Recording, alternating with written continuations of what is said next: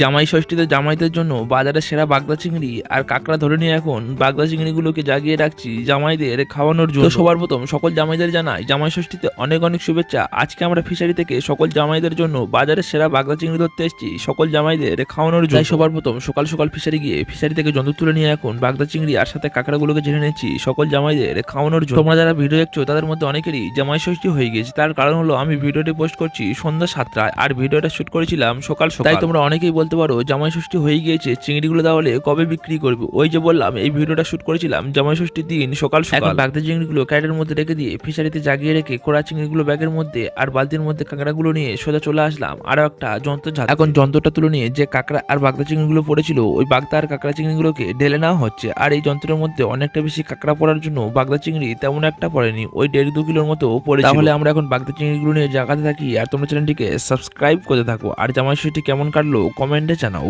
By.